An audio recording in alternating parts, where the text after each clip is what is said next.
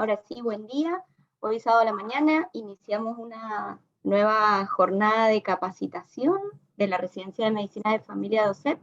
Hoy nos visita el doctor Gonzalo Martínez Truco. Él es residente de cuarto año de la Residencia de Urología del Hospital Central. Así que bueno, Gonzalo, te damos la bienvenida.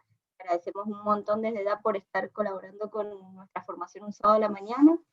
Es que cuando vos quieras, largamos. Bueno, muchísimas gracias, Maricel. Ahí empezamos.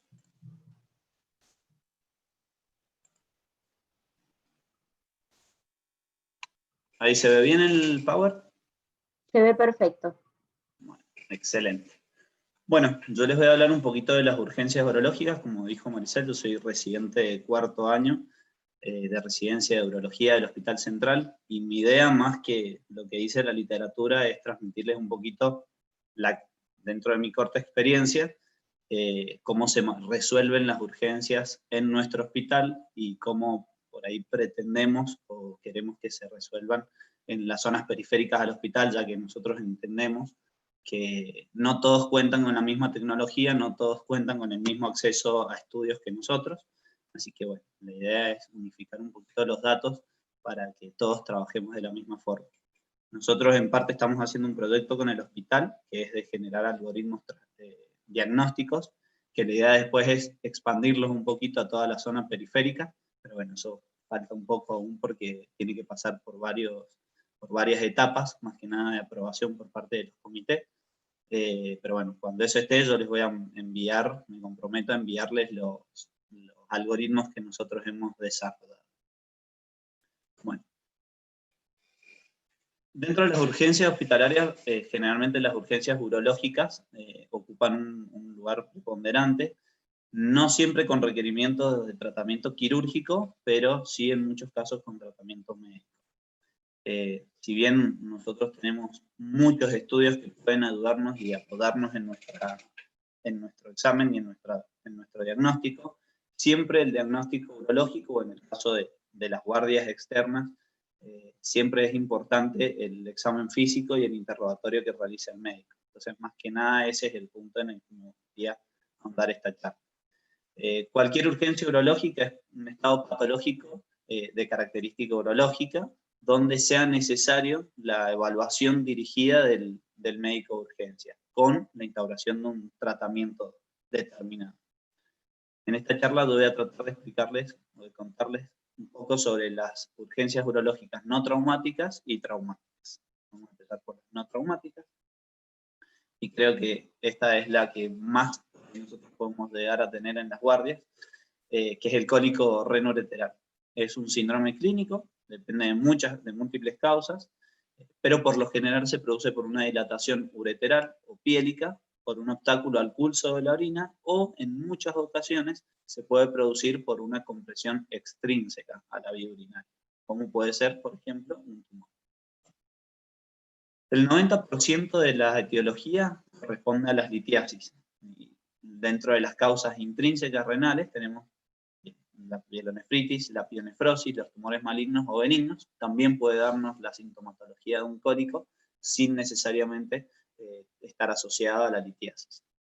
Y dentro de las intrínsecas ureterales tenemos los tumores de urotelio, las malformaciones congénitas, las estenosis e incluso los reflujos, que es algo que por lo general se ve un poquito más de lo que uno pensaría en las guardias. Dentro de los cólicos renales de origen extrínseco podemos tener lesiones vasculares, podemos tener relacionadas con el aparato reproductor femenino o enfermedades del tracto gastrointestinal, como por ejemplo apendicitis y diverticulitis. Entonces, por eso es muy importante que cuando nosotros hacemos el interrogatorio del examen físico, ahondemos un poco en estas causas, ya que muchas veces se evitan tratamientos o tratamientos de más o tratamientos de menos con un buen interrogatorio. La fisiopatología esencialmente es el reconocimiento de la vía urinaria de un cuerpo extraño en su interior. Entonces se generan contracciones del músculo liso de la vía urinaria para tratar de eliminar eso que encuentra como receptor la vía urinaria. Entonces lo que se producen son espasmos musculares prolongados que llevan a una hipoxia, generación de ácido láctico, y eso es lo que generalmente produce el dolor. La mejor forma de explicárselo a los pacientes por ahí es con una manguera. Entonces uno puede explicarles que la litiasis o esa obstrucción de la vía urinaria puede ser parcial o puede ser completa. A nosotros nos ayuda mucho esta analogía para explicarles, como por ejemplo, cuando uno está regando o está lavando el auto y alguien le pisa la manguera, cómo disminuye ese flujo y aumenta el flujo en el grifo y generalmente la manguera se sale por la presión. Entonces, más o menos esta es la forma de explicarle al paciente por qué le duele el riñón cuando tiene algún tipo de obstrucción. Dentro de los signos físicos del cólico renal, tenemos que es un dolor severo, genera una incapacidad para el reposo, a diferencia de un dolor, por ejemplo, peritonítico, que generalmente la persona adopta una posición artrálgica y de esa forma disminuye el dolor. En el caso del cólico renal es todo lo contrario, es un dolor totalmente inquietante, es un dolor que no le permite al paciente estar quieto, es un dolor agudo, puede estar asociado a palidez y sudoración o una sensación leve de la palpación abdominal profunda, y se acompaña de náuseas y vómitos, principalmente por la afectación del ganglio celíaco.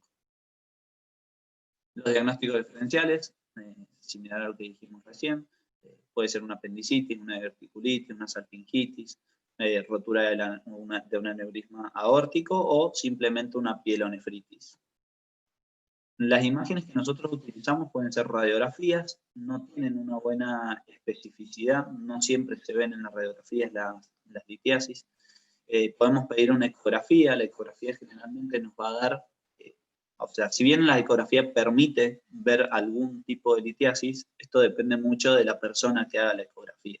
En nuestro caso muchas veces tenemos residentes de primero o segundo año que no tienen mucha experiencia en ecografía, entonces hay veces que si la litiasis es muy chiquita o el paciente no está bien preparado, es difícil de verlas. Nuestro caballito de batalla siempre es la UroTC, que nos permite principalmente ver si existe la presencia o no de litiasis, o en su defecto, saber en qué localización está. Ver cómo se encuentra el parénquima renal, nos permite ver si la dilatación que se visualiza en la ecografía realmente es verídica o simplemente es un artefacto de la ecografía. Nos permite también tomar conductas, evaluar si hay posibilidades de que haya obstrucción completa o simplemente es una obstrucción parcial, y ver la localización de las litiasis, que es lo que en definitiva a la larga nos va a traer el tratamiento. ¿Qué podemos hacer nosotros entonces? Las guías recomiendan que una litiasis menor a 4 milímetros, principalmente localizada en el uréter, ya que si nosotros tenemos una litiasis renal, por más que sea grande una litiasis, por ejemplo, coraliforme, que sería el caso de la litiasis que tenemos en la radiografía, que es una litiasis grande, que ocupa toda la pelvis renal, que ocupa cálices, por lo general pueden tener cólicos, pero es muy raro que se vuelvan obstructivos.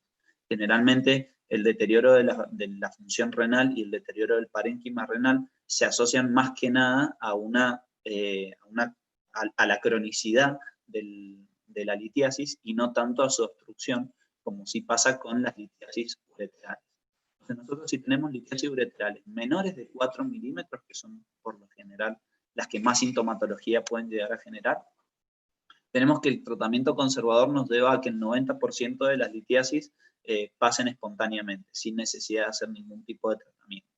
Aquellas en las que son de 4 a 6 milímetros tenemos hasta un 50%, y en las que son ya más de 6 milímetros tenemos un 10% de probabilidades. Si bien esto es lo que dicen las guías, nosotros en la experiencia personal tenemos que hasta una litiasis de 10 milímetros, o sea, de 1 centímetro, podemos esperarla, siempre y cuando sea un paciente que esté estable, un paciente que no mueva su función renal, un paciente que no esté séptico y un paciente que tenga ambos riñones, ya que si el paciente es monorreno, el tratamiento es totalmente diferente. Pero en este caso, las litiasis de hasta 1 centímetro, nosotros en lo particular solemos esperar. ¿Cuál es el objetivo de nuestro tratamiento, ya sea el urológico o el médico de la guardia? Es aliviar el dolor. Al paciente lo que lo que más tenemos que mejorarles es el dolor, ya que de esa forma disminuimos su sensación de incomodidad. Tenemos que facilitar la expulsión del cálculo y conservar la función renal, suprimiendo la obstrucción ureteral. Entonces, históricamente las guías pusieron al diclofenac como la droga de elección.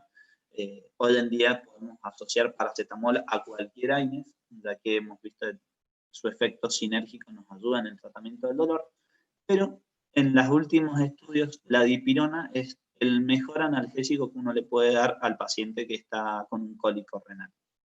El tramadol también se suele utilizar, pero tiene mayores efectos adversos. Últimamente se utiliza mucho la ketamina, pero bueno, eso es un acceso muy restringido al que tenemos. Nosotros utilizamos generalmente con los pacientes que tienen litiasis menores a 1 centímetro, utilizamos lo que se llama la terapia expulsiva médica. Es un tratamiento que consiste en analgésicos y consiste en darle un bloqueante alfa. En nuestro caso utilizamos la tamsulosina o la terazosina, pero bueno, porque tenemos acceso ya que los visitadores médicos nos proveen en algunas ocasiones de esas drogas. Yo sé que es una droga que es difícil de encontrar en un vademecum, ya sea del hospital o de los centros de salud. Pero la realidad es que los últimos estudios, si bien fíjense que no hay evidencia suficiente, sí existe una evidencia para los alfa bloqueantes, no así para los inhibidores de la fosfodiesterasa, pero sí es una recomendación agregar al tratamiento analgésico un alfa bloqueante, como les dije, tamsulosina o terazosina, para la eliminación más que nada de las litiasis distales, que por lo menos son las que nosotros mayor consulta tenemos durante la guardia general. Habitualmente uno encuentra que el tratamiento en la guardia es colocar diclofenac, metoclopramida y iosina. Bueno, eso está mal, porque no existen receptores colinérgicos para poder dar iosina en la vía urinaria, no está determinado, hay muy poca evidencia al respecto. Entonces el tratamiento ideal sería dipirona con paracetamol y un alfa bloqueante. Por supuesto que la metoclopramida, si es un paciente que acude con náuseas y vómitos, se daría, pero el tratamiento principal para el dolor sería el que yo les acabo de decir. El alfa bloqueante es algo muy relativo, como les dije, pero se puede agregar al tratamiento. Habitualmente nuestro tratamiento es conservador, ¿sí? Estos son los criterios de internación que utilizamos nosotros y son pacientes mayores de 60 años donde mi diagnóstico no esté tan claro, el tratamiento analgésico refractario, los cólicos renales en pacientes monorrenos o trasplantados, siempre hay que internarlos, la sospecha de cálculos obstructivos bilaterales, uno pensaría que no es tan común, pero nosotros tenemos bastantes casos de pacientes que vienen con litiasis ureterales bilaterales, con alteración de la función renal, con insuficiencia renal aguda, en algunos casos sépticos, no en la mayoría, pero sí los tenemos, o pacientes alejados o incapacidad de evaluación por el especialista, entonces sería indicación de poder internar. En algunos casos el tratamiento deja de ser conservador y pasa a ser quirúrgico. ¿En qué momentos hay que hacer tratamiento quirúrgico? Principalmente son 3 estadios. Sería cuando el paciente tiene una litiasis obstructiva con alteración de la función renal, ya sea monorreno o tenga sus 2 riñones, en un paciente que esté séptico y en un paciente, y la tercera opción, es en un paciente monorreno. Generalmente siempre van a tratamiento quirúrgico. Este tratamiento quirúrgico consiste en la derivación de la vía urinaria, que puede ser por un catéter doble J o por una nefrostomía, que es directamente desobstruir a nivel renal, y en un futuro se verá si se hace ureteroscopía, si se hace nefrolitotripsia percutánea, o en el caso de que sean litiasis que son de bajas unidades de Hanfield, o sea que son litiasis blandas, se puede hacer la litotripsia extracorpórea. Otro de los grandes síntomas que tenemos que tener en cuenta a la hora de una guardia es la hematuria. La hematuria es la presencia de sangre en la orina durante la micción. Hay que saber diferenciarlo de otros conceptos como la uretrorragia y la pseudohematuria. La uretrorragia es cualquier sangrado proveniente de la uretra, esto es desde el cuello vesical hasta el meato ureteral. uretral, perdón, y las pseudohematuриas son aquellas hematurias que tienen como antecedente la ingesta, por ejemplo, de remolacha, o, por ejemplo, algún fármaco que suelen teñir la orina y que no tienen relación con la hematuria. Entonces, en estos casos, lo más importante es realizar una buena anamnesis. Las causas de la hematuria pueden ser glomerulares, pueden ser renales, pueden ser prostáticas o vesicales. ¿Sí? La realidad es que el diagnóstico uno lo va a hacer en un futuro, lo importante es hacer el tratamiento agudo. Si la hematuria es leve, sin coágulos, generalmente el tratamiento es ambulatorio. Si es intensa, se tiene que realizar sondaje y lavado continuo. Cuando digo intensa me refiero a un paciente que, por ejemplo, nos refiere que ha tenido eliminación de coágulos, que genera una retención aguda de orina, que yo puedo evidenciar esa presencia de coágulos. Entonces, en ese caso hay que colocar una sonda de 3 vías y realizar el lavaje continuo de la vía urinaria, o sea, en realidad de la vejiga, para evitar la formación de coágulos, la organización de los coágulos, y de esa forma no alterar la función renal. En estos casos es importante realizar el aumento de la hidratación y se pueden utilizar procoagulantes como el ácido tranexámico o el ácido aminocaproico. Nosotros lo solemos utilizar mucho, no siempre en pacientes internados, también se puede hacer con pacientes ambulatorios.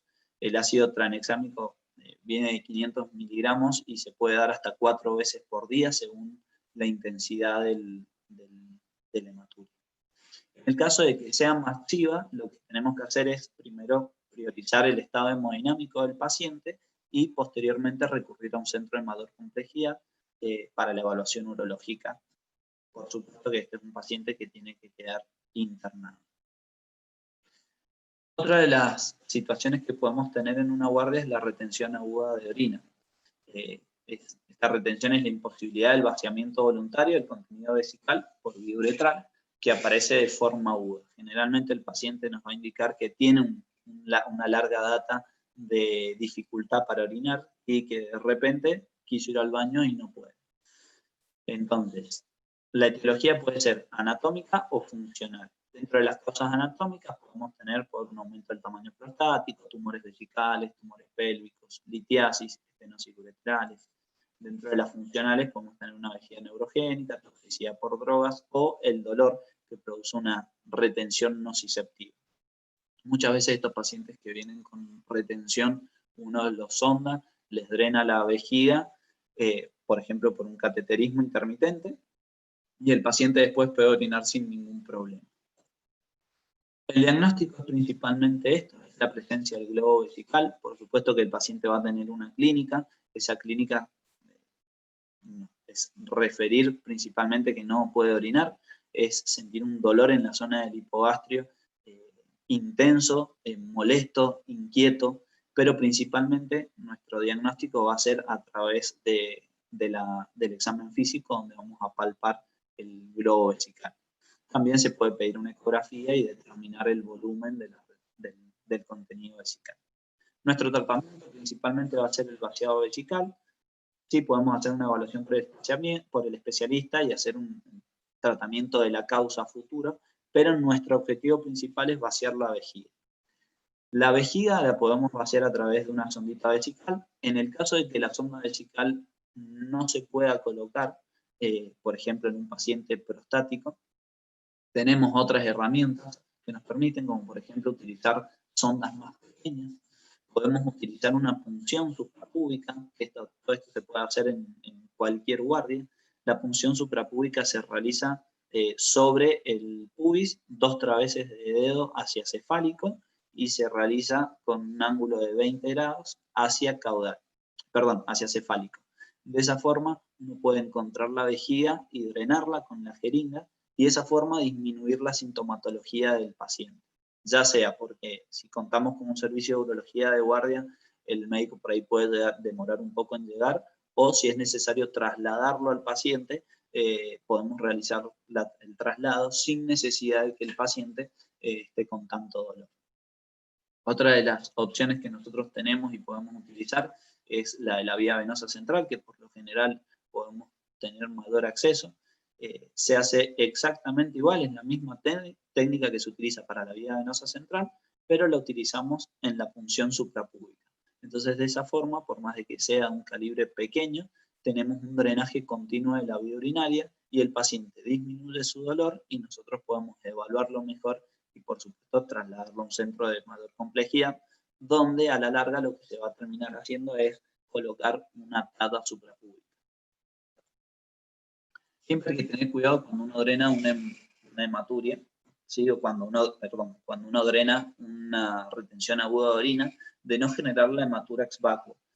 La hematuria se produce por una descompresión vesical brusca, o sea, una vejiga que tiene una compliance muy baja por lo general, y tenemos mucho volumen en la vejiga, entonces al descomprimirlo de forma brusca, pueden llegar a ser hasta 2 litros podemos obtener en la bolsa. Entonces en esa descompresión brusca se produce una distensión severa y mantenida de todo lo que es la pared vesical y de los vasos sanguíneos, y eso aumenta la presión y genera un sangrado por ruptura. Entonces un paciente que por ahí podríamos haber resuelto en la guardia, lo tenemos que internar porque le generamos una hematura. Entonces la recomendación que nosotros le damos es que cada 200, 250 centímetros cúbicos se pince la sondita por 15 a 30 minutos. Hasta 10 minutos estamos bien. Entonces se hace un drenaje un drenaje pausado de la orina, y de esa forma evitamos la hematuria. Una vez que el paciente mejoró esa retención aguda de orina, vació su vejiga, lo podemos enviar por consultorio externo para la evaluación urológica. Dentro de las patologías que uno puede ver en la guardia está el escroto agudo, que principalmente es la diferencia entre una orquiepidimitis y una torsión testicular. Vamos a ver al final las diferencias entre ambas. Pero la torsión testicular ocurre cuando el teste se rota sobre el cordón, hay un compromiso del aporte sanguíneo de la gónada. Esto es lo que nosotros tenemos cuando hacemos la exploración de la cavidad escrotal. Tenemos, no sé si se alcanza a ver, los nudos de torsión y vemos cómo cambia la coloración en base a la oxigenación que ha recibido ese tejido. Si ven esta última imagen, ahí se ve la diferencia entre un testículo no sano, porque es de un tumor, pero sí un testículo bien irrigado, como es el de la izquierda, un color más rosa pálido, mientras que un testículo hipóxico, que es el de la derecha, se ve un color más rojo oscuro, más vino tinto, donde se objetiva una falta del aporte sanguíneo.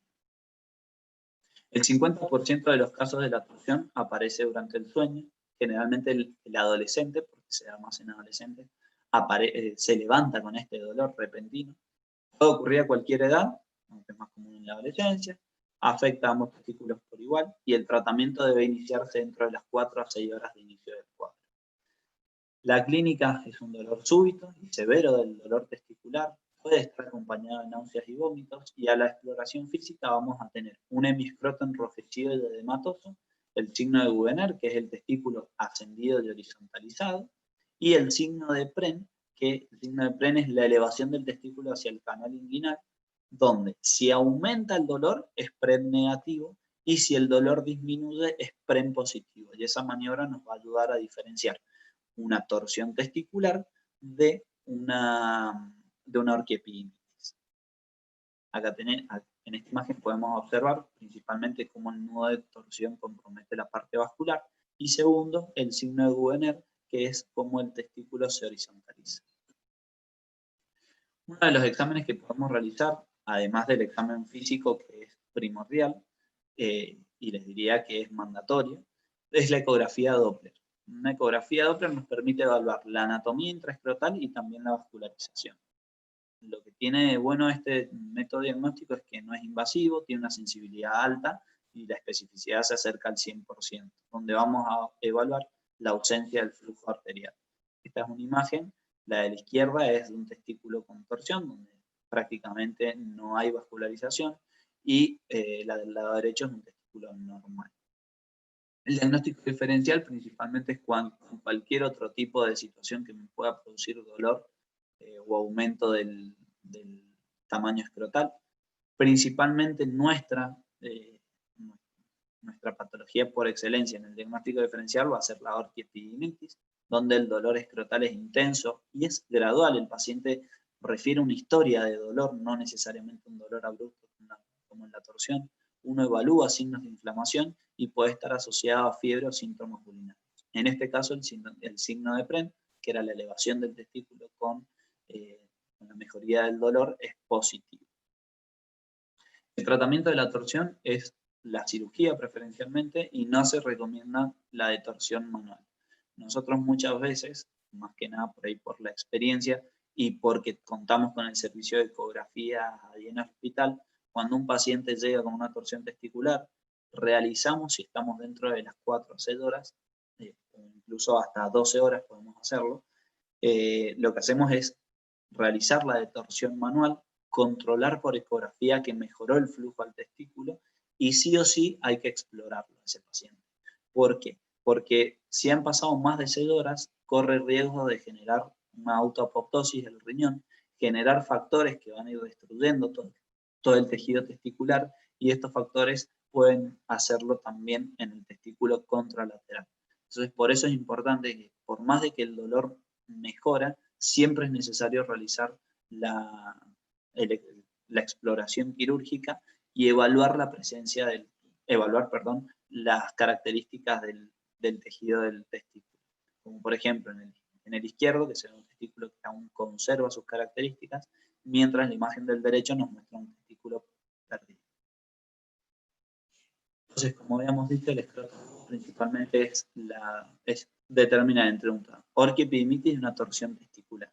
La diferencia más significativa es que la orquiepididimitis es de tratamiento médico, el testículo, y las indicaciones son testículo en alto siempre, puede ser con una remera hecha un bodo o con unas medias hechas un bodo que se colocan entre los testículos y el calzoncillo, y de esta forma eleva el escroto y disminuye la tensión que genera sobre el epididimo y el conducto deferente. Delo 3 veces por día, nunca directo, siempre a través de siempre con una toalla o con un repasador. Antibiótico terapia, por lo general nosotros utilizamos la ciprofloxacina, en algunos casos y dependiendo de los antecedentes podemos utilizar antisulfa y generalmente este tratamiento se da por 14 días. Y por supuesto la analgesia y el reposo que es relativo según el dolor del paciente. La torsión testicular generalmente tiene tratamiento quirúrgico. Otra de las situaciones que podemos llegar a tener en una guardia se considera una urgencia urológica, es el priapismo, que es la erección peniana de más de 4 horas de duración, que se inicia en ausencia de un estímulo sexual o se mantiene después de cesar la actividad del mismo. Las causas del priapismo pueden ser o por una venoclusión o causa venosa, que se considera isquémico de bajo flujo, o de causa arterial, que se considera alto o no isquémico. Generalmente los de bajo flujo son los más frecuentes, mientras que los arteriales son los menos frecuentes. El mecanismo fisiopatológico del de bajo flujo es una obstrucción a la salida del flujo sanguíneo de los cuerpos cavernosos, mientras que el de alto flujo es un aumento en el flujo hacia el pene. Para andar en el priapismo isquémico, tenemos que se produce una relajación anormal del músculo liso cavernoso, entonces se produce una venoclusión, una ectasia sanguínea, se genera una acidosis e hipercamia local con isquemia tisular, entonces la clínica va a ser una erección dolorosa con los cuerpos cavernosos rígidos y el esponjoso y el glande están relajados. Se genera un daño irreversible en las primeras 24 a 48 horas, donde se lleva a una fibrosis y esa fibrosis genera una disfunción eréctil a futuro. Mientras que el priapismo no isquémico, tenemos un aumento de flujo, es decir, que no está regulado el flujo que llega al pene, sobrepasa la capacidad del drenaje venoso, la erección es prolongada, pero no hay estasis sanguínea. Es decir, que si bien se hace en menor cuantía, se va realizando un recambio, por lo tanto, un recambio de sangre, por lo tanto, no se generan lesiones por isquemia. Sí, las erecciones van a ser parciales y generalmente no son dolorosas. sí se ve, esta situación suele generar lesión de la arteria cavernosa, pero el tratamiento suele ser médico con hielo y reposo hasta que esta situación mejora. Si no mejora, es necesario intervenirlo quirúrgicamente. Entonces, nuestro tratamiento va a ser principalmente prevenir o evitar al máximo la fibrosis de los cuerpos cavernosos, que son los que van a llevar al paciente que tenga una disfunción sexual a futuro. Todos los casos necesitan una evaluación urológica de urgencia, pero sí se puede instruir a los médicos de guardia para iniciar un tratamiento previo a la evaluación urológica. En los casos de resolución espontánea, hay que evaluarlo con prontitud con un especialista para evitar situaciones a futuro o para poner en alerta y explicarle al paciente cómo tiene que actuar. Entonces, ¿qué puedo hacer yo en una guardia? Bueno, principalmente puedo realizar un diagnóstico diferencial y eso se realiza, lo podemos realizar con un astrup de arteria cavernosa. ¿Sí? Exactamente igual que se hace un astrup en vía arterial, pero en este caso se elige uno de los cuerpos cavernosos, se toma el pene, se trata de llegar al centro del cuerpo cavernoso y se toma una muestra. En algunos casos uno puede hacerlo sobre el coágulo, entonces no va a obtener muestra, por lo tanto hay que realizarlo en varias secciones hasta que yo pueda obtener una muestra para enviar. Entonces, principalmente el priapismo isquémico, que es el que yo necesito diferenciar, porque es el que necesita tratamiento más agudo, voy a tener una PO2 baja y una PCO2 muy alta. Bien isquémico con un pH bajo. ¿Sí? Esa es la forma de determinar qué tipo de priapismo estoy teniendo. En el caso de que sea un priapismo no isquémico, los valores van a ser muy similares a los que yo obtengo en sangre arterial. Si llegara a ser isquémico, lo primero que puedo hacer yo es iniciar terapia con vasoconstrictores. Esto se realiza principalmente con adrenalina, fenilefrina o etilefrina. En nuestro caso, lo ideal sería usar fenilefrina, realmente porque tienen menos efectos beta. La adrenalina tiene mayores efectos sobre los receptores beta. Entonces, nuestro ideal es la fenilefrina. La realidad es que no la conseguimos en ningún lado, así que por lo general utilizamos adrenalina. ¿Cómo tenemos que hacer cómo se realiza el primer tratamiento a estos pacientes? Se disuelve una ampolla de adrenalina en 10 mililitros de solución fisiológica. Y después lo que vamos haciendo es pasar en el cuerpo cavernoso, siempre alternado, 1 mililitro de esta solución que hemos generado. Entonces yo al paciente lo acuesto en una camilla, le explico que el procedimiento puede llegar a ser doloroso. Por lo general no les genera mayor dolor que el que traen por su priapismo. Entonces lo que se hace es, al igual que se hizo el astrup, se coloca la aguja en el centro del cuerpo cavernoso y se instila 1 mililitro. Esto se realiza cada 5 minutos y siempre monitorizando al paciente, monitorizando su tensión arterial, monitorizando su frecuencia cardíaca para evitar la descompensación. Esto se puede llegar a realizar hasta con 2 ampollas de adrenalina, ¿sí? O sea que podemos hacer un tratamiento prolongado y de esta forma, en algunos casos, el priapismo disminuye la tumefacción del pene, disminuye la erección, mejora el dolor y de esa forma lo podemos trasladar mucho más fácil a un centro de mayor complejidad, ¿sí? O incluso esperar a que dé el urólogo para evaluar si es necesario realizar algún otro tipo de tratamiento. Entonces, como tratamientos tenemos principalmente la colocación de adrenalina, que puede ser a través del cuerpo cavernoso o en el esponjoso. Se realizan algunos tipos de shunt, que es en el esponjoso del glande. Se pueden hacer shunt a nivel distal o se puede hacer un shunt a nivel proximal. Pero bueno, eso es además la especialidad del urólogo.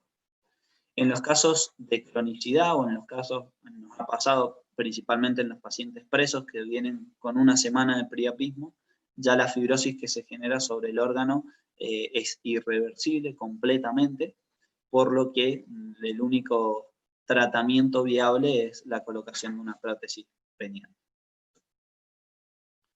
Otra de las situaciones complejas que podemos llegar a tener en la guardia es una gangrena de Fournier, que es una fascitis necrotizante, rápidamente progresiva de la zona genital, puede ser perineal o perianal, producida por microorganismos aerobios y anaerobios que actúan sinérgicamente.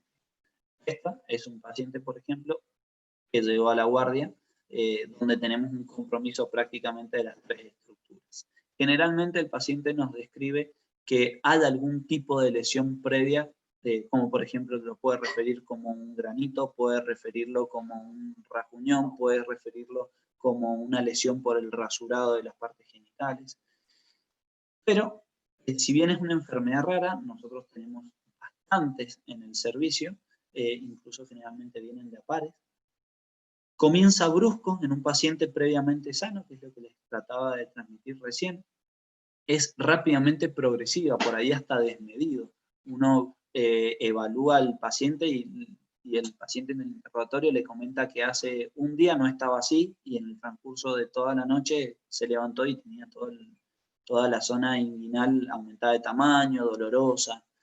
Y generalmente no describen ninguna causa precipitante conocida, pero siempre hay que buscar. ¿Por qué?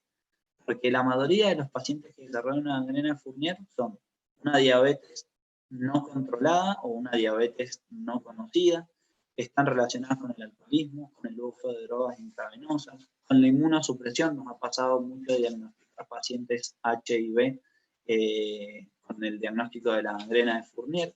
Generalmente eso sucede en casos jóvenes o con algún tipo de cáncer. Dentro de los factores predisponentes tenemos los socioeconómicos, los pacientes con enfermedades debilitantes, el aumento del número de exploraciones instrumentales urológicas y proctológicas. En algunos casos sucede que el paciente les va a referir que tiene un antecedente de haber recibido algún tipo de cirugía, ya sea urológica o proctológica, y aumento de las afecciones sépticas, anorrectales y urológicas. Dentro de la etiología, principalmente es la afectación de microorganismos, habitualmente anaerobios, provocan una trombosis y una endarteritis obliterante de los tejidos que originan isquemia ística. Por lo general, la afectación del estado general suele estar presente, suele haber edema de la zona, suele haber un dolor en la zona genital o rectal, áreas de necrosis y principalmente la crepitación. Esto es lo más importante para diferenciarlo de una celulitis, es la crepitación, que muchas veces en la ecografía la pueden describir como que se observa aire, pero si no lo informan y nosotros sentimos que la región crepita, el diagnóstico ya no hay ningún otro estudio para hacer, el diagnóstico es totalmente certero. Cuando uno genera un orificio para drenar esa colección que puede estar presente, el olor es fétido, es muy característico el olor de la infección por anaerobios y generalmente está asociado a fiebre, a fiebre y a celulitis de la zona. En los casos en los que el paciente tenga algún factor de riesgo, siempre es importante que si llega a la guardia con una celulitis que sea por ahí un poco desmedida para los antecedentes del paciente, es necesario controlarlo a la brevedad. Nos ha pasado que en algunos casos llega un paciente con una celulitis de escroto, el paciente refiere que ha tenido algún tipo de lesión, en la guardia se interpreta simplemente como una celulitis, el paciente por ahí es hipertenso o es diabético no controlado, y lo citan para control dentro de una semana con antibióticos. Bueno, a los 2 días el paciente vuelve por la guardia, principalmente con una gangrena de Fournier. Entonces, como concepto importante es que un paciente con celulitis del área genital o del área anal, que pueda tener factores predisponentes a generar una gangrena de Fournier, es necesario realizar el control mucho más cerca que el que se realizaría con cualquier otro paciente con celulitis. Bueno, el síndrome séptico está invariablemente presente cuando la enfermedad evoluciona sin que se establezca un manejo agresivo, que es lo que trataba de decir recién, y generalmente tiene una tasa alta de mortalidad, más del 80%. El diagnóstico es esencialmente clínico, como les dije recién. Podemos tener lesiones extensas y evidentes, como la de la foto de la izquierda, o lesiones no tan evidentes como la de la foto derecha. Lo más importante es estabilizar al paciente metabólica y hemodinámicamente, y dar antibióticos de amplio espectro, cubriendo gérmenes aerobios y anaerobios. En final, el tratamiento va a ser quirúrgico, hay que hacer un debridamiento muy agresivo de toda la zona, muy amplio, hay que llegar hasta zonas profundas donde no se hayan visto afectadas, porque si no, cuando evolucionan, terminan en esto. Un paciente con una arquectomía, con denudación de todo el pene, ¿sí? Con una lesión muy amplia. Que después, si bien esto se ve muy feo, al paciente le salva la vida, con el tiempo se forma tejido de granulación, uno puede generar colgajos de la pierna para disminuir las áreas de la solución de continuidad, e incluso se puede generar o realizar con bujías de dilatación un neoescroto para realizar el correcto cierre con la protección testicular, incluso también realizar colgajos o injertos en pene. Y realmente tienen no digo que queden perfectos, pero teniendo presente esta situación, quedan muy bien. Eso sería en parte todo lo que serían las urgencias no traumáticas. Dentro de las urgencias traumáticas. Sí, Gonza, si te parece, hagamos una pausa acá porque habían surgido algunas dudas, entonces antes de pasar a lo traumático, si les parece, chicos, sacamos las dudas, y ahí sí, hacemos un recreito de 10 minutos y ya largamos con todo lo traumático. Dale, perfecto, bueno. Ale, ¿querés empezar vos? ¿Querías hacer preguntas? Dale. Hola Gonzalo, ¿cómo andás? Yo soy Alejandro, soy residente de tercero. Gonzalo, te quería hacer unas preguntas. Por ejemplo, el tratamiento, volviendo al tema del cólico renal, vos decías que el tratamiento con dipirona. ¿El tratamiento con dipirona lo hacemos con un suero, con una dipirona diluida, o cómo se la vamos pasando? Hay dos opciones, y generalmente depende mucho de la evaluación que vos tengas del dolor. Nosotros, en principio, si el paciente está con muchísimo dolor, se hace una carga con dipirona, donde disolvemos una ampollita y la pasamos de forma lenta, ¿sí? Intravenosa, y después podemos hacer un suerito en paralelo, que son 2 ampollitas de dipirona, a pasar más o menos en 1 hora, 1 hora y media. ¿Sí? Esas son las dos opciones terapéuticas que tenés. Una vez que mejoraste el dolor agudo, sí ya se puede rotar y dejar con la analgesia tradicional. Un diclofenac, dependiendo de la función renal, ketorolac. Bien.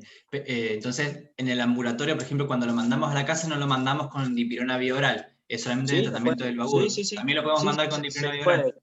Pasa que por ahí es mucho más difícil que el paciente tenga en su casa. Uno siempre se pone en contexto del ámbito público, ¿no?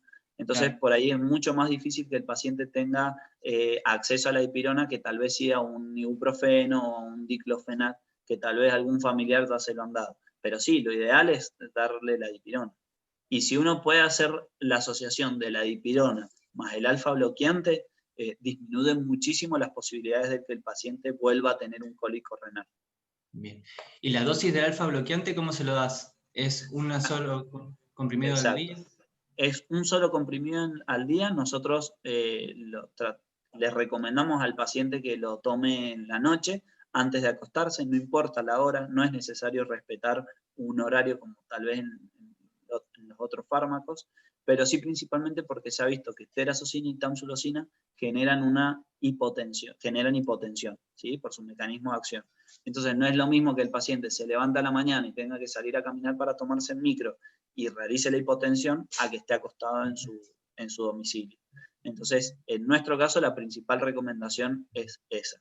Y ya que lo mencionaste, yo no lo dije, en los pacientes jóvenes es importante explicarles que como la tamsulosina lo que hace es relajar el cuello vesical y el tercio distal del uréter, muchas veces van a ver que durante la relación sexual no tienen eyaculación, porque se genera una eyaculación retrógrada.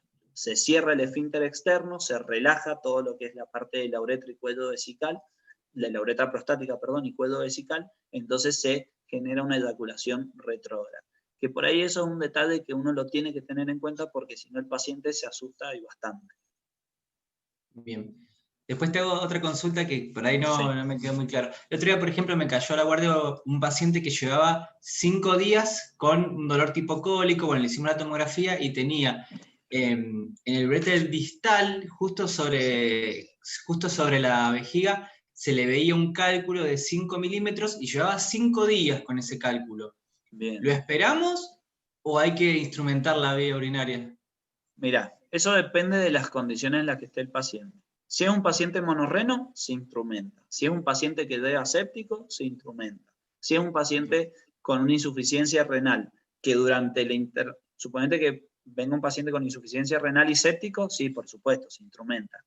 Si es un paciente que viene con una insuficiencia renal aguda, no está séptico, el paciente está dentro de todo estable, bueno, uno puede mejorar la hidratación, mejorar el dolor y ver cómo se comporta esa insuficiencia renal, ¿sí?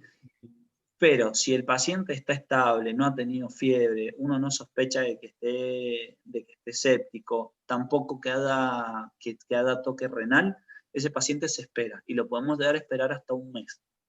Bien. ¿Sí? Hasta un mes con tratamiento expulsivo, las guías te lo avalan.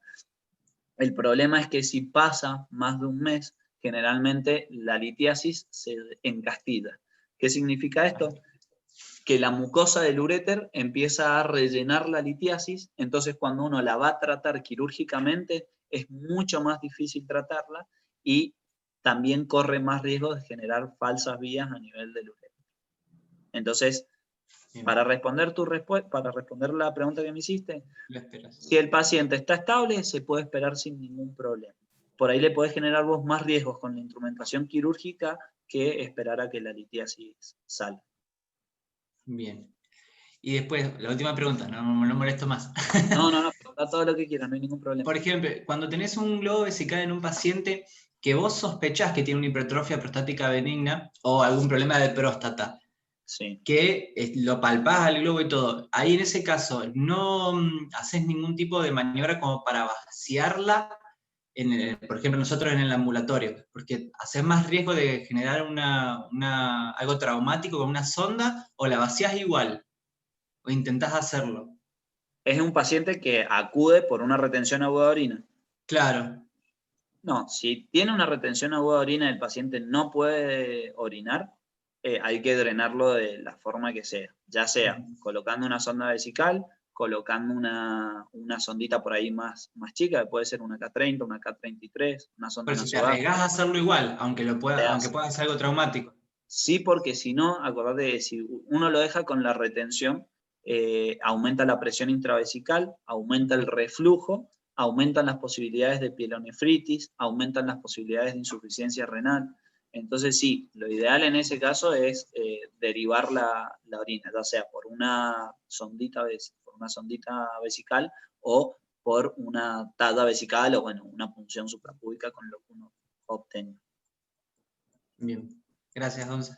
No, de nada. Esa era mi duda. Está perfecto. Dime lo que quieres. De cólico renal. Por un lado, ¿cuánto tiempo le dejan la tamsulosina en una persona joven que tiene un diagnóstico de cólico renal? Le hacen el tratamiento con AINES, se va con tamsulosina, ¿y cuánto tiempo suelen dejarla como tratamiento? Mira, yo por lo general no hay ninguna guía que te especifique el tiempo que vos lo tenés que dejar con el tratamiento. Sí, el tiempo que vos lo podés esperar. Entonces eso más que nada tiende a ser una experiencia propia.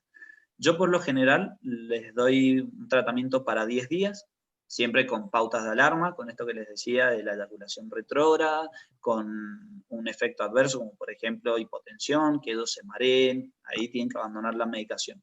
Pero por lo general yo les doy por 10 días y los cito en 10 días. Entonces ahí lo que hago es evaluar si el dolor ha mejorado, evaluar las características del dolor. En muchas ocasiones el paciente me refiere que hubo un día que él estaba bien, que hubo un día donde sintió muchísimo dolor y de repente se cortó el dolor. Esa es generalmente la clínica que tienen los pacientes que expulsaron la litiasis. Entonces, de esa forma yo tengo dos opciones, o me quedo tranquilo y le saco la medicación y lo evalúo, siempre con pautas de alarma, si vuelve a tener dolor que consulte, si empieza con fiebre tiene que venir por guardia, ¿sí? Pero yo por lo general los dejo 10 días.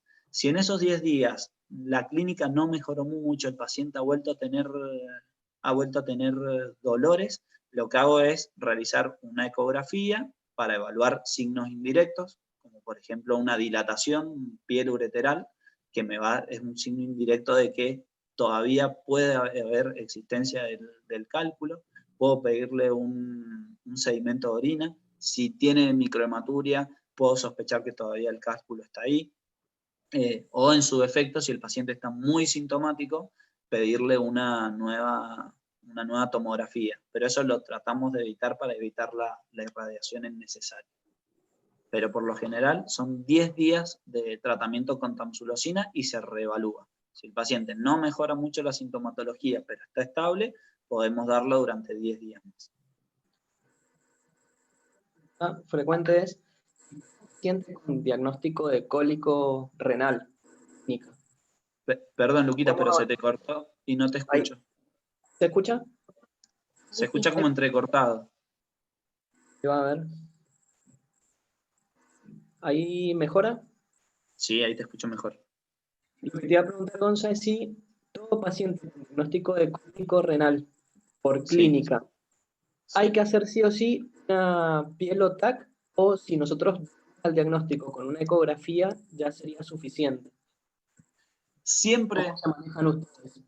bien, siempre le vas a terminar haciendo una tomografía. O sea, ya sea, a ver, te digo que siempre que vaya a hacer tratamiento quirúrgico, porque la tomografía no solo a nosotros nos permite visualizar la piedra, sino que también nos permite visualizar la localización de la piedra. Y en base a la localización de la piedra, uno es la conducta quirúrgica que va a tomar. Si preguntamos al revés, y vos me decís, todo paciente que viene a la guardia con un cólico renal, ¿yo le tengo que hacer una TC de guardia? No, no es necesario. Solamente aquellos que estén descompensados, donde sospeches obstrucción, donde tengas insuficiencia renal, pero no todo el paciente que consulta por guardia es necesario hacerle una tomografía. Siempre eso va a ser determinado por la clínica del paciente. No sé si eso responde a la pregunta, Luquitas. Sí. Gonzalo. ¿Sí? Yo te quiero hacer una pregunta respecto a la indicación de hidratación cuando Bien. el paciente se va de alta. Viste que eso yo por lo menos por lo que he leído, antes nos decían mucho líquido y después estuve leyendo que más líquido aumenta la volemia, aumenta la filtración, aumenta el dolor. Entonces quería saber en la práctica cuál es la indicación de ustedes. Bueno, eso es un poquitito de arte. Generalmente uno siempre tiene que recomendarle, o por lo menos los urólogos le recomendamos a los pacientes que tomen mucho líquido, porque no generalmente, sino que las litiasis se forman en principio por arenida. Entonces, si uno toma mucho líquido, arrastra esa arenida y disminuye las posibilidades de aumentar el diámetro de esa litiasis. Pero en el caso de los pacientes que tienen cólicos, ahí es un poco más difícil la indicación. Entonces, nosotros lo que utilizamos, o lo que por lo menos yo utilizo, es decirle al paciente que mientras que esté sin dolor, tome mucho líquido, ¿sí? Pero cuando está con dolor, hay que disminuir la ingesta de líquido o incluso anularla. ¿Por qué? Porque es como decís vos, si yo le aumento la volemia y ese riñón está obstruido, o yo entiendo que el uréter está generando un espasmo y no permite que se drene el riñón, y yo le meto más líquido, de esa forma aumenta el contenido renal y aumenta el espasmo y aumenta el dolor. Entonces, sí, es tal cual vos lo dijiste, Maricel. Si el paciente está con dolor, si está con el cólico, que no tome líquido. Si el paciente mejoró su cólico, ya no está con dolor, ahí sí tiene que tomar líquido. Bien, y otra duda que tengo en contexto de clínica de cólico renal, en un paciente joven, sano, que no sea monorreno, ¿cuándo la eco podemos prescindir de hacerle la guardia? Porque no en todos los contextos de guardia hay ecografía, y no vas a decir, tenemos un cólico renal en Puente Hierro y no vamos a mandar al paciente al hospital solo para hacerse la eco si resolvió la clínica. Y lo mismo aplicado a la analítica. Siempre función renal, siempre la orina para ver si está con hematuria, o si la clínica es muy evidente en un paciente sin factores de riesgo, que obviamente que no esté séptico, que no sea monorreno, y los criterios que más o menos nos has ido transmitiendo, si podemos prescindir, cuánto, más o menos es. Porque bueno, en el contexto que nos pueden caer a nosotros es en la guardia, por ejemplo, de Puente de Hierro, que no va a haber laboratorio 24 horas, menos ecografía, o por ejemplo yo hacía guardia en Uspallata y no... Y tampoco. No, entonces manejabas la Claro. clínica y cuando era demasiado jugado, digo yo, no hacer analítica, por ejemplo, para ver la función renal, que sabemos que en otro contexto hospitalario se la van a pedir a todos. Es mucho Eso más te fácil, opinas sí, vos. por supuesto. A nosotros nos pasa que en el hospital, como tenemos acceso a todos los métodos de diagnóstico a las 24 horas, es mucho más fácil el diagnóstico. Pero la realidad es que, como todos sabemos, la clínica es lo más importante. Entonces uno puede prescindir de cualquier tipo de estudio de imágenes cuando la clínica del paciente sea una clínica, por decirlo, buena, una clínica donde el paciente responde a la analgesia. Por ejemplo, un suerito con analgésicos yo se lo puedo poner. Tal vez no tengo dipirona para colgarle en un suero, pero sí le puedo poner un diclofenac, sí le puedo poner un ketorolac. Y si ese dolor mejora, si es un paciente que clínicamente está estable, que no ha tenido fiebre, que su ritmo diurético no se ha visto muy modificado, yo tranquilamente puedo prescindir de los estudios de laboratorio o de imágenes para hacer el tratamiento. Lo que sí va a cambiar un poco es la evaluación que le tienen que realizar al paciente. ¿Qué quiero decir con esto?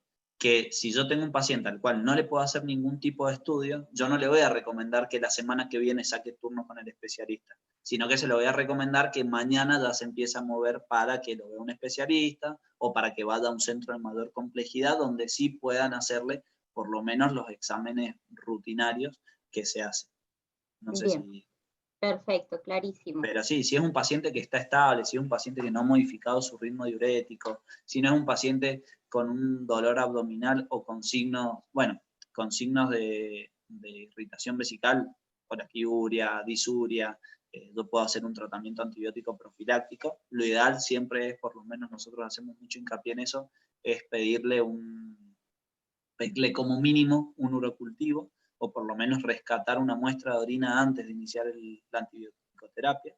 Pero sí, tranquilamente el tratamiento puede ser sin necesidad de hacer, o el diagnóstico puede ser sin necesidad de estudios complementarios. Bien. Ya en el caso de tener un...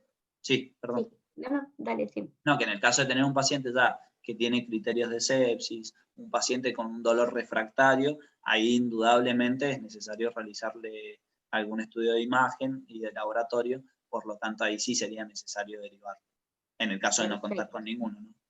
Perfecto. Y la última, respecto a la gangrena de Fournier, esas últimas imágenes, así que vos decías, se ve terrible, pero cura. Sí. ¿Eso cuánto tiempo? ¿Meses? Calculo que no Mira, sé. es muy relativo. En principio hay que esperar, ya si quieren enseguida les muestro algunas imágenes de cómo quedan los pacientes para que no se vayan con el concepto tan feo de esa imagen. Pero depende mucho de estabilizar primero la causa que lo predispuso a generar la gangrena de Fournier. Nos pasa que hay pacientes diabéticos que es muy difícil controlarlos, entonces en principio tienen una muy mala evolución, tienen requerimiento de reingreso a quirófano para aumentar el debridamiento que se hizo en primera instancia. Tenemos algunos pacientes donde el diagnóstico es mucho más rápido, se estabilizan mucho más rápido y los pacientes están tal vez 2 o 3 semanas internados. Una vez que nosotros objetivamos que no hay posibilidades de que esa gangrena se siga esparciendo, ahí lo podemos cerrar. Pero por lo general sí son internaciones prolongadas. No te digo de 4 o 5 meses, aunque los hemos tenido en algunos casos, pero por lo menos el paciente va a estar 3 semanas, 4 semanas con nosotros internado. Porque principalmente la curación, después del tratamiento quirúrgico, la curación es el elemento más importante del tratamiento, ¿sí? Entonces, Bien. a nosotros nos ha pasado muchas veces que hemos enviado a domicilio a algún paciente y en el domicilio no se ha curado de forma correcta y cuando vuelve está en peores condiciones de cuando se fue. Entonces, nosotros solemos dejarlo internado hasta que podamos resolverlos. Bien. Sí, resolverlo de la parte reconstructiva. Perfecto. ¿Alguien más tiene alguna duda? Pobrecito, no te hemos dejado ni tomar agua. Yo tengo la última. No. La Sí, última. Orquiepididimitis. Paciente sí. joven, sexualmente activo. Antibiótico en la guardia cuando, bueno, pudiste hacer el diagnóstico diferencial con la clínica. Descartás que sea una torsión testicular, Sí. el antibiótico empírico, o de ahí surge alguna indicación de rastreo de ITS o No, hisopado, algo. nosotros lo hacemos, nosotros indicamos los hisopados o hacemos el rastreo del germen que lo produce, siempre que se produzcan, o sea, que sean tratamientos que no son eficaces. O sea, un paciente que hoy llega con una orquiepididimitis, yo lo trato y al mes vuelve a hacer la orquiepididimitis, o sea, son orquiepididimitis recidivantes, o pacientes que tengan algún otro tipo de antecedente, como por ejemplo antecedente de prostatitis jóvenes, o que tengan causas de disuria con infecciones urinarias frecuentes. En ese tipo de pacientes sí hacemos un rastreo un poco más profundo, pero generalmente el tratamiento es empírico. No se hace rastreo del germen previo al inicio de los antibióticos. Bien. En muy raros casos, porque aparte no todos los laboratorios, o por lo menos el del Hospital Central, tienen las posibilidades de aislar los gérmenes que a nosotros nos gustaría. Por ejemplo, tenemos muchos pacientes que sospechamos que tienen prostatitis o que tienen gérmenes intracelulares y no tenemos ninguna forma, por más que le hagamos el citografía o le hagamos el hisopado, de obtener esos resultados. Entonces siempre nos quedan en la cabeza nada más si pudo o no ser. Pero generalmente el tratamiento es empírico. Bien. Bueno, ¿alguien más tiene alguna duda? ¿Quiere hacer alguna pregunta? Si no, tomamos un recreíto y seguimos con la parte traumática, ¿les parece? Perfecto. Dale, Mari. Bueno, nos tomamos Sony 8. Hasta las 18 nos conectamos de nuevo, ¿ah? Perfecto. Listo, nos vemos en un ratito. Chau, chau.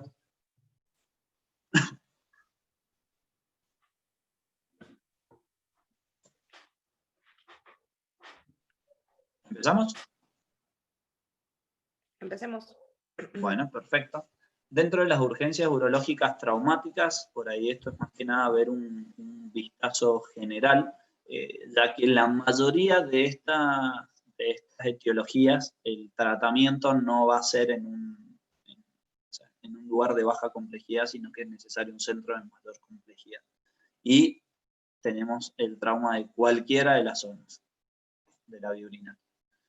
El trauma renal, que por ahí es uno de los más frecuentes, si no es el más, el común de las vías urinarias, tenemos que diferenciar el modo de lesión. Generalmente el trauma cerrado, es en el 80-85% de los casos, está acompañado de otras lesiones del aparato abdominal. Es muy difícil encontrar solamente un traumatismo que afecte de forma única al riñón sin afectar ninguna otra economía del abdomen.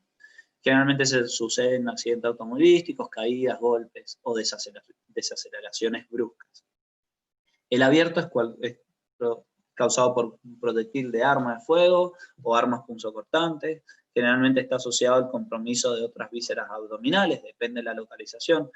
En algunas situaciones nos ha pasado de un paciente con una herida de arma de fuego en la región lumbar donde no hay ningún tipo de asociación con ninguna otra víscera.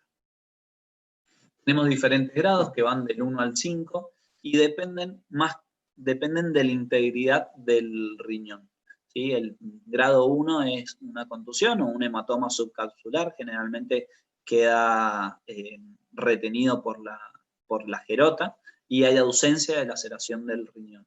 Ya en el grado 2 tenemos un hematoma perirrenal sin expansión por la gerota y la lesión cortical es menor de 1 centímetro de profundidad. En el grado 3, un poco más amplia la laceración. En el grado 4 ya tenemos algún compromiso vascular. Y en el grado 5 es prácticamente un riñón totalmente explotado. En estos casos, del grado 1 a 3 se expectan, siempre y cuando esté contenido por la gerota. Cualquier hematoma de la pared puede ser expectado. En el caso de que el hematoma sea más grande, en el caso de que el hematoma ya tenga un compromiso de la pared dorsal con por ejemplo, por una lesión traumática abierta. En esos casos siempre es quirúrgico y siempre la evaluación tiene que ser por el especialista.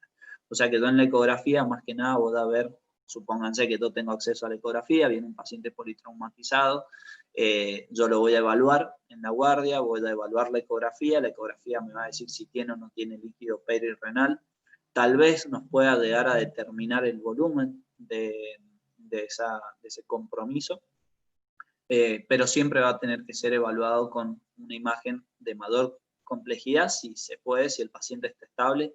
La tomografía o la angio-TC es lo ideal en este tipo de situaciones porque nos permite ver los dos componentes principales de la gradación del traumatismo renal, que son la laceración del riñón y de la parte vascular. Los síntomas asociados a la lesión pueden ser dolor en la fosa renal, equimosis en la fosa renal, abrasiones en la fosa renal, fracturas costales, distensión abdominal, masa abdominal, dolor a la palpación abdominal dolorosa y la hematuria. La hematuria no es criterio de gravedad ni de severidad de un traumatismo renal. Yo puedo tener un grado 1 con una amplia hematuria o puedo tener un grado 5 sin hematuria. Entonces, la hematuria, si bien es orientativo, no es determinante de la gravedad de la situación. Generalmente el manejo del trauma cerrado, como les dije, no requiere intervención quirúrgica, solamente necesitamos hidratación y reposo. Si bien no requiere intervención quirúrgica, sí necesitamos estudios que evalúen el compromiso renal y el compromiso vascular. La indicación de la cirugía es en hemorragias persistentes, en una extravasación urinaria, en la evidencia de pérdida del parénquima renal o traumatismo del pedículo renal. En esos casos es inminente la cirugía y en los casos tardíos puede ser un paciente que nos dé a la guardia con el antecedente de un trauma renal, que fue controlado en el hospital, que se dio de alta porque no tuvo pérdida, o sea, bajas en el hematocrito, porque la evaluación ecográfica nos decía que el hematoma disminuía, pero puede ser un paciente que viene con fiebre, entonces podemos sospechar un hematoma infectado, puede ser un paciente que viene con un cólico renal donde este compromiso o este hematoma puede generar una compresión extrínseca, ¿sí? O una hipertensión secundaria al traumatismo renal. El manejo del trauma abierto es totalmente quirúrgico siempre. ¿Por qué? Porque a diferencia del trauma cerrado, no tenemos ninguna estructura que lo contenga el hematoma. Entonces, ¿cómo funciona la contención del hematoma? Yo tengo una lesión que me produce sangrado. Al generarse el hematoma se organiza y genera presión sobre el sitio sangrante. Entonces es como si yo oprimiera o apretara una herida abierta. Cuando nosotros tenemos una herida abierta, esa propiedad de compresión intrínseca que tiene la gerota se pierde, entonces nosotros tenemos una disminución de la posibilidad de que el sangrado cese de forma espontánea. Entonces por eso el tratamiento generalmente es quirúrgico. El trauma vesical, para que nosotros nos ubiquemos un poco en la disposición anatómica de la vejiga se encuentra dentro del anillo formado por los huesos de la pelvis, no tiene un fácil acceso, pero sí la dificultad, o sea, generalmente está bien protegido, pero cualquier lesión de las estructuras a su alrededor la pueden lesionar. Entonces podemos tener traumatismos abdominales penetrantes, por ejemplo, una herida de arma de fuego o una herida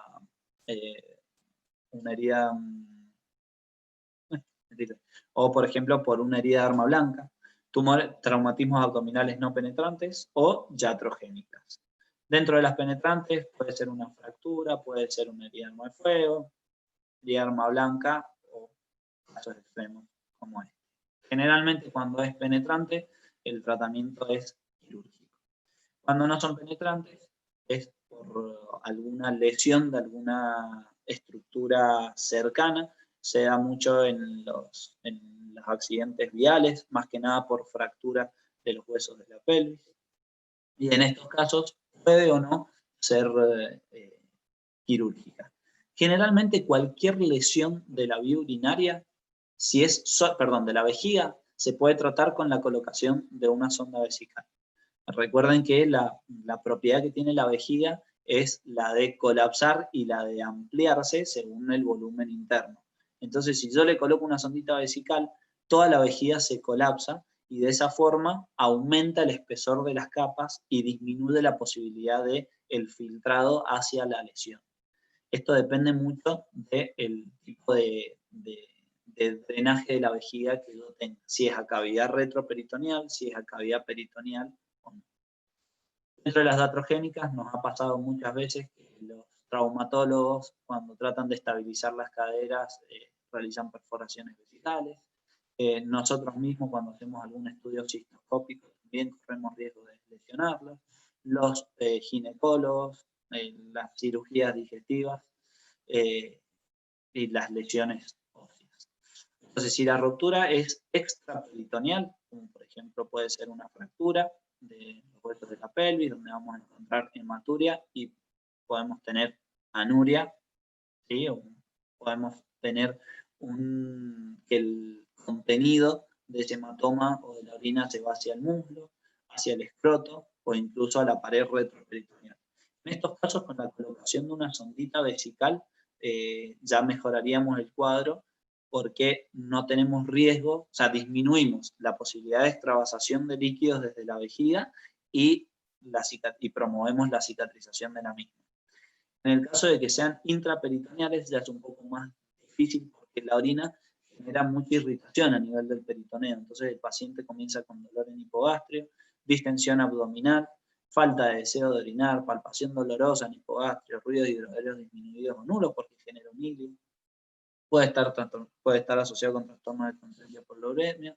En rupturas aisladas hay un retraso en el diagnóstico de 4 a 5 días, porque si la lesión es muy pequeña, generalmente en el agudo el paciente no va a tener ningún tipo de sintomatología, pero cuando ya transcurren los días, aumenta el volumen de extravasación y eso produce la irritación y puede producir el hilio abdominal o un abdomen agudo quirúrgico que nos ha pasado.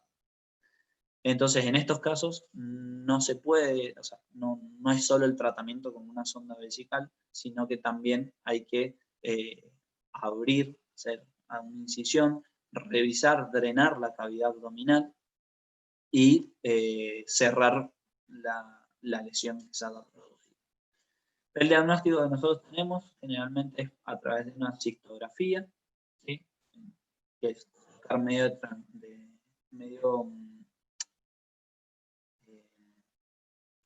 colocar es colocar todo a través de la uretra y de esa forma el medio de contraste nos pinta todo lo que es la uretra y nos pinta también la vejiga. O una cistografía computarizada que nos arroja muchísimos más detalles, pero eso es más difícil de conseguir. El tratamiento, si es extraperitoneal y no es complicada, es tratamiento conservador. Si es un traumatismo penetrante es quirúrgico y si es intraperitoneal, generalmente el tratamiento es quirúrgico. Como les dije recién, si es extraperitoneal con la colocación de la sonda, mejoraríamos mucho. Después, por último, tenemos el trauma uretral, que puede ser anterior o posterior, según la localización y según la mecánica. La clínica principalmente es similar a una retención aguda de orina, vamos a tener incapacidad para orinar. Podemos llegar a tener sangre en el meato uretral, una uretrorragia. La próstata al examen rectal es una próstata alta, porque la primera porción de la uretra se ha desprendido del resto, entonces la vejiga se eleva. Podemos tener signos de trauma perineal y pélvico. La vejiga va a estar llena, o sea que vamos a tener un globo vesical.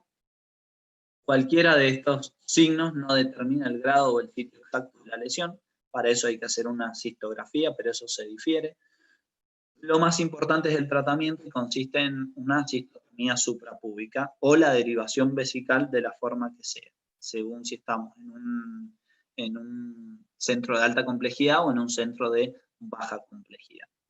Estas son algunas lesiones que podemos ver. Si ven la imagen superior izquierda, es una cistografía donde podemos ver la estenosis, o sea, donde nos permite la cistografía a nosotros ver estenosis, o en este caso vemos cómo se ha producido una lesión completa en tipo de guillotina de la uretra, que eso está muy asociado con las fracturas de pelvis, donde tenemos una separación de aproximadamente 3 centímetros entre el cabo proximal y el cabo distal de la uretra. En esos casos hay que hacer la tala suprapúbica y después llevarlo a quirófano, donde encontramos lo que ven en la imagen superior derecha, ¿sí? Ven una parte de la sonda y que está en la uretra proximal y la otra parte en la sondita en la uretra distal. Eso sería todo. El tratamiento, la verdad, de las lesiones traumáticas ya es más que nada de la especialidad. Por ahí son pocas cosas las que se pueden hacer, o sea, se puede hacer en la guardia general.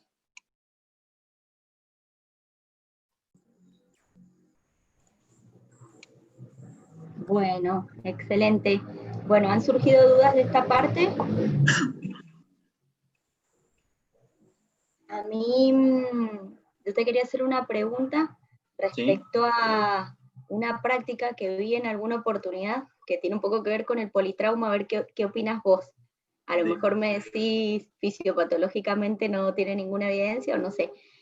Por ejemplo, zona periférica, guardia de muy baja complejidad, paciente hipotérmico. ¿Qué evidencia o qué opinión tenés sobre las instilaciones de solución fisiológica tibia por sonda vesical para el manejo de eso? ¿Qué opinás? De la hipotermia principalmente. De la hipotermia. Mira, realmente con respecto a la hipotermia yo no lo había escuchado nunca. Te miento si te digo si está bien o está mal, porque no, la verdad que no lo he leído ni tampoco lo he visto hacer en la práctica, ni lo he escuchado a ninguno de los urólogos comentarla. Lo que sí te puedo decir es que me parece que tiene muchas implicancias negativas, ya que uno aumenta la presión, puede generar reflujo, puede generar infecciones urinarias, porque uno está, o sea, el cuidado que uno tiene que tener cuando sonda un paciente, principalmente la asepsia, es evitar llevar gérmenes a la vía urinaria. Si uno lo hace con presión, si uno llena la vejiga, puede generar reflujo y de ese reflujo llevar los gérmenes hacia el riñón. Entonces no lo veo como no me parece como una práctica muy, muy apropiada. No sé si tiene mucha lógica realmente, pero tampoco te podría decir porque no lo he escuchado nunca que lo hayan hecho. Bien. Así que es preferible cubrirlo de forma externa que colocarle. Bien. Sí, lo vi en un contexto, viste, de esos pacientes que ya no hay mucho para hacer, viste, pacientes con trastorno de conciencia, alta montaña, trazada térmica, suero tibio y no pasa nada, hipotérmico, hipoglucémico, con todas las causas de shock habidas y por haber, como una situación extrema y un médico lo hizo. Yo dije, pero nunca supe, viste, si realmente tenía evidencia o no. La verdad que el contexto de ser en montaña cambia muchísimo cualquier tipo de situación. Creo que ahí, si es una opción válida, se puede hacer sin ningún problema, y más en las condiciones que estaba el paciente. Bien, totalmente. Bien. Pero no sé cuán efectivo puede llegar a ser. Bien. Otra cosa así como concepto general que por ahí transmiten, que creo que nos sirve a nosotros para la guardia, por ahí transmiten en el ATLS, sangrado externo o evidencia de sangrado en la uretra, sospecha de pelvis, de fractura de pelvis inmediata. Eso se corresponde en la práctica, ¿no es cierto? Sí, totalmente.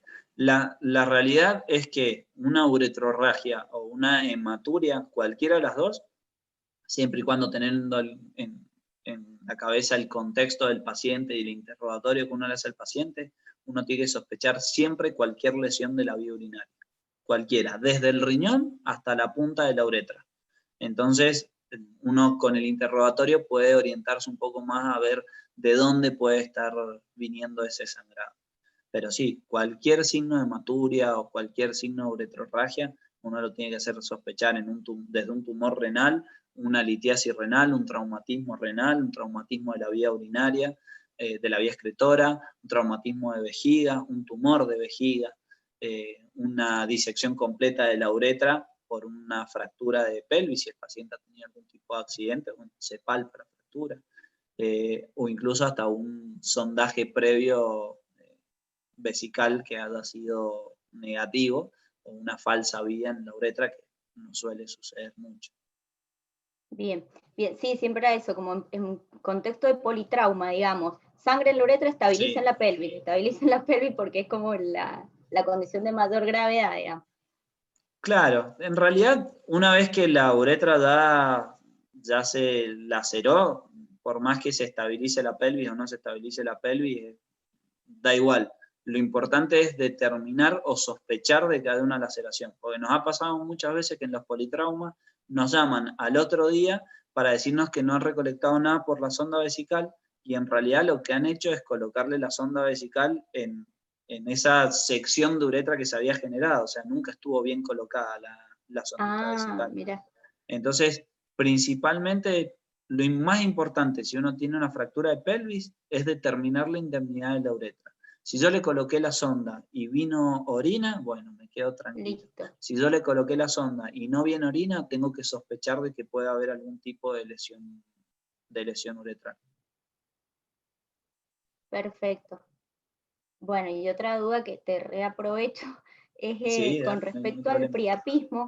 Yo no sé si lo Sí. dijiste y yo no me quedó claro. Factores precipitantes, ¿por qué? O sea, como que la fisiopatología la tengo, pero ¿por qué? ¿Por qué llega alguien al priapismo? Mirá, ¿Hay hay una varias predisposición? causas. Hay algunos pacientes que sí son más predispuestos, pero generalmente la predisposición genética o personal de la persona se ve más relacionada con el priapismo no isquémico, o sea, con el aumento del flujo hacia el pene, pero conservando los mecanismos de drenaje del pene. Todos sabemos Sí. que el pene se erecta por acúmulo de sangre. Si se cierran los vasos periféricos, los senos venosos, se acumula en los cuerpos cavernosos sangre, entonces el pene se erecta. ¿Sí? Si yo, una vez que termina el deseo sexual o el paciente realiza la eyaculación, todos esos mecanismos se inactivan, se abren los plexos venosos, entonces se recupera la sangre y el pene se detumece. ¿Bien? Entonces nosotros los dos mecanismos principales que vamos a tener son o por aumento del flujo o por disminución de la salida. Bien, Bien. entonces, para que no me acuerdo cómo era la pregunta. ¿Por qué? ¿Por qué? ¿Qué causa Ah, lleva a eso? O las sea, causas, los bien. Entonces, precipitantes, digo, o sea, la predisposición de alguien a tener o no priapismo. la predisposición va más que nada por la parte del no isquémico. Cuando tenemos el isquémico, la principal causa que por lo menos nosotros hemos visto en el hospital es el consumo de cocaína. La gran mayoría de los pacientes que generan priapismos isquémicos son por cocaína. En algunos casos hay pacientes, muy poquitos, pacientes que hemos tenido que es por inyección de alguna sustancia, como por ejemplo papaverina, que nos pasó en 2 casos. Nos pasó un paciente que era muy joven, tiene 20, bueno, ahora debe tener 28, pero en ese momento tenía 26 años, que se le diagnosticó una leucemia junto con el diagnóstico de priapismo. Cuando nosotros lo recibimos por el priapismo, le hacemos un examen analítico y tenía 450.000 glóbulos blancos.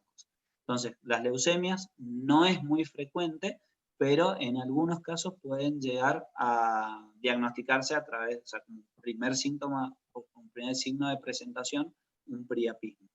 Pero esas son las 3 causas que yo he visto en el hospital de la mayoría de los priapismos. Y hemos visto bastante. Bien. Pero Bien. el que va a la cabeza es el consumo de cocaína. De cocaína. Exacto. Después Bien. tenemos otro paciente que fue uno solo, que por el uso de heparina.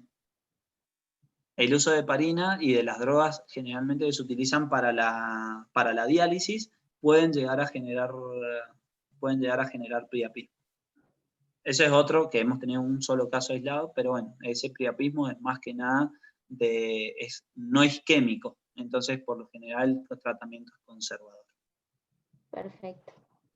Bueno, gracias. ¿Alguien ¿No? más tiene alguna duda? Gonza, ¿se escucha bien ahí? ¿O se Sí, corta? perfecto. ¿Se escucha bien? Sí, muy brevemente, ¿nos podés comentar cómo funciona el servicio de ustedes? ¿Qué días hacen guardias? Porque nosotros trabajamos en el ámbito de la OSEP, pero atendemos mucha gente del sector público, entonces muchas veces realizamos derivaciones. Si vos muy brevemente nos podés comentar qué días funciona la guardia, cómo se accede a los consultorios externos, como para que tengamos una idea y Perfecto. podamos orientar a la gente un poco mejor.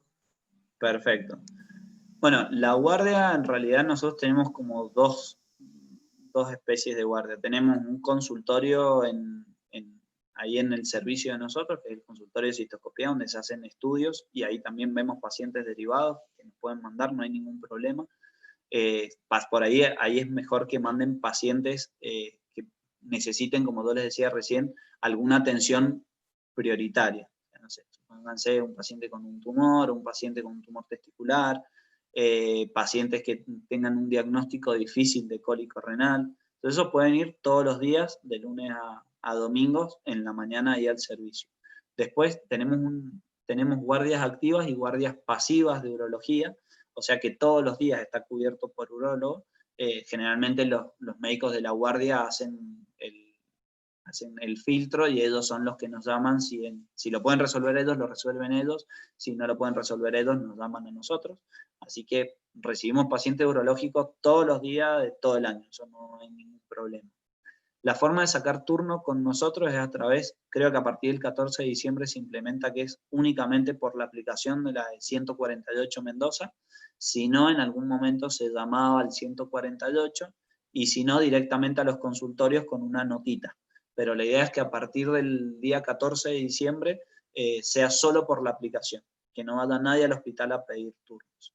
Y todos los días hay médicos de consultorios externos. O sea, todos los días nosotros tenemos durante la semana, de lunes a viernes, 7 turnos de consultorio que ven pacientes urológicos. O sea que hay lugar para verlos.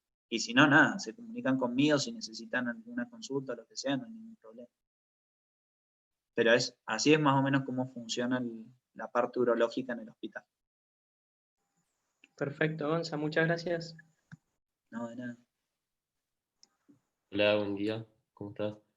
Hola, buenos días. Soy residente de segundo. Te hago una consulta que, Mucho gusto. más allá del teórico, gracias por todo, muy, muy claro. Respecto a la vasectomía, Sí. quería saber si ustedes la practican ahí en el servicio y cómo pueden acceder los pacientes. Nosotros lo hacemos en el servicio. El paciente tiene que sacar un turno por consultorio externo, ser evaluado por alguno de nosotros. Nosotros le pedimos los estudios, que generalmente suelen ser un electro, depende de la edad, ¿no es cierto? Pero suele ser un electro y un análisis de sangre con coagulograma, y lo programamos para hacer la cirugía. Los días lunes en las mañanas hacemos esa cirugía, que son cirugías locales. El paciente viene, se opera y después se va a la casa cuando termina la cirugía. Bien. O sea que Así que eso. por ejemplo, podríamos derivar al paciente con esa analítica pedida, un electro hecho y Sí. facilitar Hoy eso. en día no hay mucha controversia con el tema de la vasectomía. Paciente que sea mayor de edad y que se quiera hacer la vasectomía, no hay ninguna excusa para no hacerlo. Y el servicio las hace sin ningún problema. Y ahora Así en que este sí. momento, en la pandemia, ¿las están haciendo también o están suspendidas? Hoy se están haciendo, pero volvimos a poder hacerlas en diciembre recién. Desde aproximadamente marzo que empezó todo esto hasta diciembre, no, vasectomías no, porque se considera una práctica que no es una urgencia, porque se considera una práctica que no cambia en realidad prácticamente a la persona. Entonces se guardaban todos los insumos y todos los turnos, o sea, y el quirófano principalmente para urgencias. Pero sí, por lo menos estos meses estamos trabajando con regularidad. Buenísimo, gracias. No, de nada. Bien, bueno, si no hay más dudas, vamos a cerrar acá. Bueno, Gonzalo, mil gracias, creo que nos has sumado muchísimo. La verdad que está re bueno tener la palabra de un especialista, porque nosotros por ahí en la periferia hay que manejar bastante más la incertidumbre, con menos exámenes complementarios, entonces algunos datos puntuales nos suman un montón, así que bueno, muchas gracias. No, de nada. Luquitas, Un placer. no sé si... Sí. Y como les dije recién, yo me comprometo a pasarles los algoritmos diagnósticos de las principales urgencias, como priapismo, escroto agudo, hematuria, retención aguda de orina, infecciones urinarias. Yo les voy a pasar, apenas nos lo aprueben, se los vamos a pasar para que ustedes también lo tengan como una pequeña guía de cómo actuar. Excelente. excelente, eso nos va a venir súper bien. Perfecto, Gonza, eso estaría buenísimo. Muchísimas gracias por el tiempo. Esto No, de lo nada. comento porque creo que es doblemente valorable. Y es que vos estás de tus días de descanso, de vacaciones, así que Sí. yo cuando le comenté al Gonza que nos habían suspendido el horario de verano y que teníamos que armar una agenda, una programación, lo invité en el contexto de otras invitaciones que hemos hecho a otros especialistas, a otras personas que nos han venido a compartir algo. Así que bueno, en ese contexto, Gonza, muchísimas gracias, te lo digo públicamente, pues creo que es muchísimo más valorable incluso, y seguramente armaremos algunas cositas en conjunto en algún momento. Así que Sí, bueno, sin ningún problema. No, como te digo, es un gusto, no es ninguna carga ni nada, y nada, vos sos un hermano, así que lo que necesites, acá estoy, no tengo ningún problema. Bueno, muchas gracias. Ahora sí ya nos No, de nada. despedimos, corto la grabación y ya cuando quieran pueden ir saliendo. Perfecto. Bueno, muchas gracias. Chau, muchas chau. Chau, gracias, chau. Gonza. Gracias, Gonza. De nada. Chao, gracias.